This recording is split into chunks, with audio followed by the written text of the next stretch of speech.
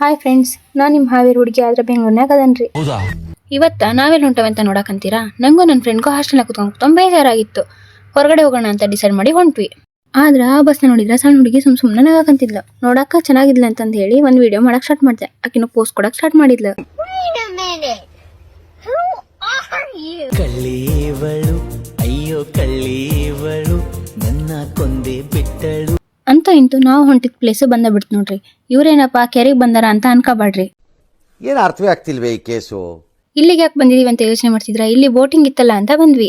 Ticket ತಗೊಂಡು full ಚುಚ್ಚಲಾಗಿದ್ದು ನಮಗೆ 1 ತಾಸು ವೇಟ್ ಮಾಡಿ ಅಂತ ಹೇಳ್ಬಿಡದ. ಇದು ಆಕ್ಚುಲಿ ಚೆನ್ನಾಗಿರೋದು. ಸುಮ್ಮನೆ 1 ತಾಸು ನಾನೇನ್ ಮಾಡ್ಲಿ ಅಂತ ಅಲ್ಲೇ ಕೆರೆ ಪಕ್ಕದಲ್ಲೇ ಆಮೆಗಳನ್ನ ಸಾಕಿದ್ರು. ಅದನ್ನ ವಿಡಿಯೋ ಮಾಡೋಣ ಅಂತ ನಾನು ಹೋದೆ.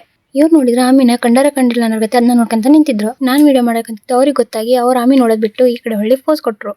ಇನ್ನೂ ಟೈಮ್ ಐತಲ್ಲ ಅಂತ ಹೇಳಿ ನಾವು ಫೋಟೋ ತಗೊಳಕ ಸ್ಟಾರ್ಟ್ ಮಾಡಿದ್ವಿ. ಈ ಫಿಗರ್ ಎಲ್ಲೋ ನೋಡ್ದಂಗೈತಲ್ಲ, ನಂಗೂ ಹಂಗೆ ಅನ್ನಿಸ್ತಾ ಐತೆ. 1 ತಾಸು ಆದ್ಮೇಲೆ ಕೊನೆಗೂ ನಾವು ಕಾಯ್ಕಂತ ಟೈಮ್ ಬಂದ ಬಿಡ್ತು. ಯಾಕಂದ್ರೆ ನೆಕ್ಸ್ಟ್ ಬೋಟಿಂಗ್ ಹೋಗೋದು ನಮ್ದಾಯ್ತು. ಬೋಟಿಂಗ್ ಹೋಯ್ದು ನೆನಪಿರ್ಲಿ ಅಂತೇಳಿ ನಾನೊಂದು ವಿಡಿಯೋ ಮಾಡ್ಕೊಳಕ್ ಸ್ಟಾರ್ಟ್ ಮಾಡಿದೆ. ಏನಪ್ಪಾ ಅಂದ್ರೆ ಆ ಬೋಟ್ನ ನಾವೇ ತಿಳ್ಕೊಂಡು ಮುಂದಕ್ಕೆ ಸಾಗಿಸ್ಬೇಕಿತ್ತು. ಮೊದ್ಲಿಗೆ ಚೆನ್ನಾಗಿ ಅನ್ನಿಸ್ತು, ಹಾಗೆ ಖುಷಿನೂ ಆಯ್ತು. ಹಂಗ ಸ್ವಲ್ಪ ಮುಂದ್ ನೋಡಿದ್ರ ಅಲ್ಲೇ ನಾಗರಾಜ ಇದು ನನ್ನ ಜಾಗ ಇಲ್ಲ ಬರ್ಬೇಡ್ರಿ ಅಂತ ಕಾವಲ್ ಕಾಯಕತ್ತಿತ್ತು. ನಂದೊಬ್ಬಳದ ವಿಡಿಯೋ ಮಾಡ್ಕೊಂಡ್ರೆ ಹೇಗೆ ಅಂತ ನನ್ನ ಫ್ರೆಂಡ್ಸ್ದು ವಿಡಿಯೋನ ಮಾಡ್ಕೊಂಡೆ. ಇವ್ರು ಯಾರಂತ ನೋಡ್ತಿದ್ರ? ಇವ್ರು ನಮ್ಗೆ ಬೋಟಿಂಗ್ ಅಲ್ಲಿ ಹೆಲ್ಪ್ ಮಾಡಿದವರು.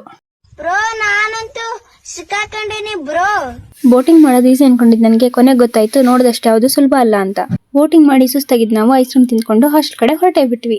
ಈಗ ನಮ್ಮ ಪಯಣ ಹಾಸ್ಟೆಲ್ ಕಡೆಗೆ. ನಾ ಬರೋ ಅಷ್ಟಕ್ಕೆ ಸಂಜೆ ಆಯ್ತು. ಸಂಜೆ ಟೈಮ್ ಚಾ ಇಲ್ಲ ಅಂತ ಹೆಂಗೆ ಹೇಳ್ರಿ? ಅದಕ್ಕೆ ಚಾ ಕುಡ್ಕೊಂಡು ಮಿರ್ಚಿ ಬಜ್ಜಿ ತಿನ್ಕೊಂಡು ನಾವು ನಮ್ಮ ಹಾಸ್ಟೆಲ್ಗೆ ಬಂದ ಬಿಟ್ವಿ.